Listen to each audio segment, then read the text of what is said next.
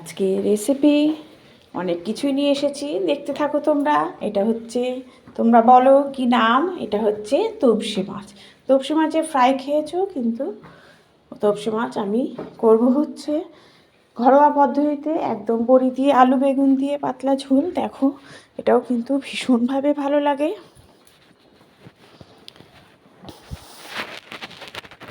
মাছটাকে নুন হলুদ মাখিয়ে আমি কিন্তু ভেজে নেব।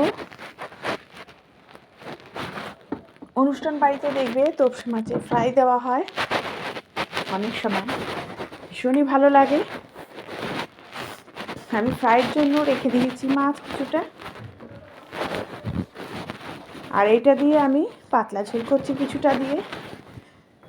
দেখো, আলু আর বেগুন আমি কেটে নিয়েছি, মাছগুলো ভেজে তুলে রাখলাম। এখন কিন্তু আমি বড়িটা ভেজে নেব।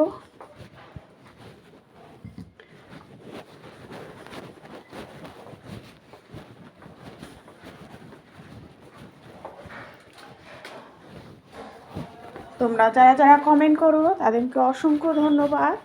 খুবই ভালো লাগে তোমরা আমার পাশে আছো দেখে।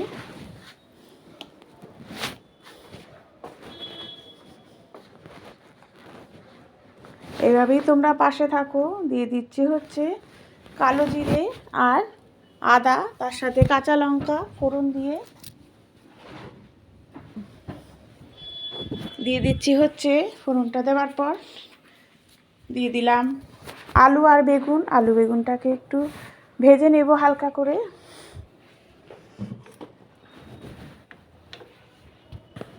নুন আর হলুদও আমি দিয়ে দিচ্ছি।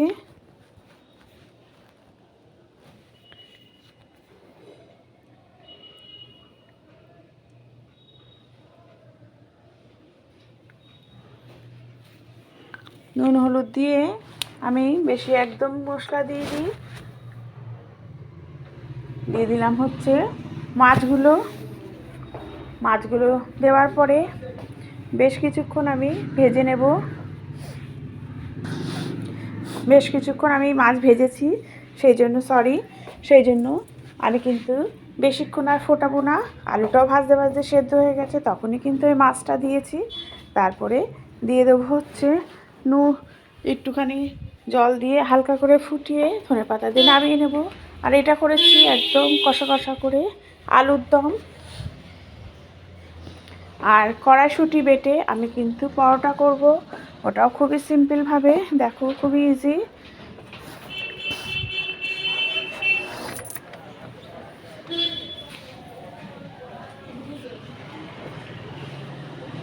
আর আর এই শীতের ওয়েদারে কিন্তু বেশ এই ছোটো আলুর দম খেতে কিন্তু ভীষণই ভালো লাগে। আর এই মটরশুঁটি দিয়ে, মটরশুঁটির কচুরি খেয়েছো কিন্তু বেটে, কিন্তু একদমই সিম্পল। কোনো, দেখো, গোটা জিরে আর একটু শুকনো লঙ্কা কুচি করে নিয়েছি, গোটা শুকনো লঙ্কা, সেটাকেই ভেজে দিয়ে দিলাম। আর মটরশুঁটিটা কিন্তু আমি পেস্ট করে কাঁচাই দিয়েছি, যেহেতু পরোটা করব এর সাথেই ভাজা হয়ে যাবে ভালো করে। হালকা তেলে পরোটাগুলো আমি ভেজে নেব। ভীষণই ভালো হয়েছিল এইভাবে পরোটা। আর শীতকালে ভালোই লাগে বিভিন্ন ধরনের পরোটা খেতে।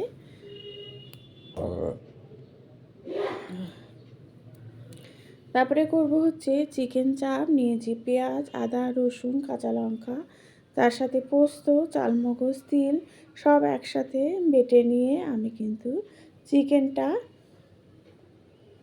ম্যারিনেট করব।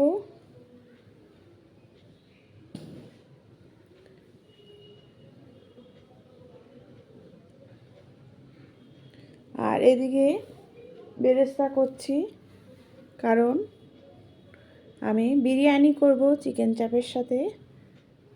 বেরেস্তা করে একটু নুন আর একটু চিনি দিয়ে পেঁয়াজটাকে আমি ভেজে রাখলাম। চিনি দিলে বেরেস্তার কালারটাও ভালো হয়।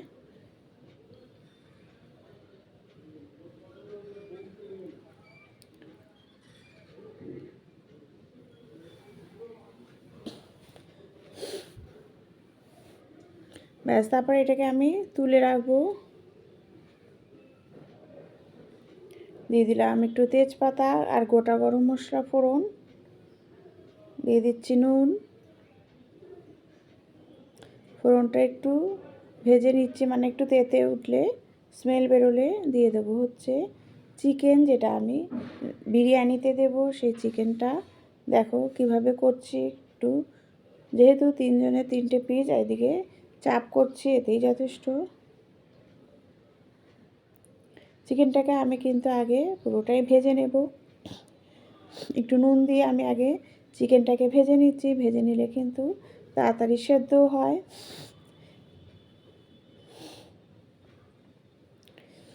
একটু হলুদ দিয়ে দিলাম, দিয়ে দেখো লাল লাল করে পুরো চিকেনটাই কিন্তু আমার ভাজা হয়ে গেছে।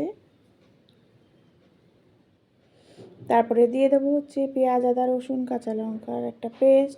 এটা দিয়ে আমি ভালো করে মাংসটা কষিয়ে নেব। যত ভালো করে কষাবে ততই কিন্তু চিকেনটা খেতে ভালো লাগবে। এই চিকেনে কিন্তু আমি কোনো বেশি জল দেব না একদম, কারণ বিরিয়ানির চিকেন কিন্তু বেশ ড্রাই থাকে।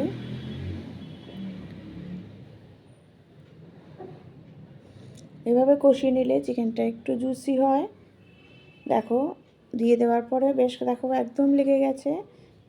দিয়ে দিচ্ছি বিরিয়ানির মশলাগুলোর সাথে সব যখন লেগে গেছে তখনই আমি বিরিয়ানির মশলা দিলাম। চিকেনটা আমার রেডি হয়ে গেল। তারপরে আমি রান্না করব হচ্ছে চিকেন চাপ। চিকেন চাপের জন্য একটা তেজপাতা দিলাম আর 3-4টে শুকনো লঙ্কা ফোড়ন দিয়েছি। এই শুকনো লঙ্কাটা যখন তেতে উঠবে তখন কিন্তু আমি চাপটা দেব। চাপটা আমি রেডি করেছি হচ্ছে, ম্যারিনেট করে রেখেছিলাম পেঁয়াজ, আদা, রসুন, কাঁচা লঙ্কা, পোস্ত, চালমগজ। চিকেন চাপ করা কিন্তু খুবই সহজ। দেখো এটা ধরে একদম বসিয়ে দিয়েছিলাম, তারপরেই জল বেরিয়েছে।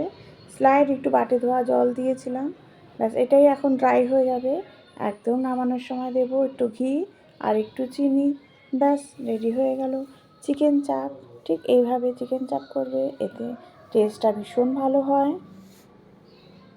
বিরিয়ানি যে চিকেনটা রেডি করেছি সেটা দিয়ে কেওড়া জল, গোলাপ জল আর একটু ঘি দিয়ে ব্যাস, আর চিনি তো বেরেস্তার মধ্যে আছে, বেরেস্তাটাও দিয়ে দেবো।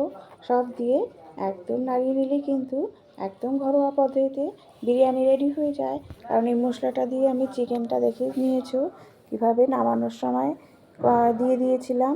ব্যাস একটু পরিমাণ মতো একটু নুন দিয়ে দিলাম, দরকার পড়লে দেবে, না হলে দেবে না। আর ওইদিকে ডিম আর আলু সেদ্ধ করে আমি একটু ভেজে নিয়েছিলাম। ব্যাস রেডি হয়ে গেল। Thank you.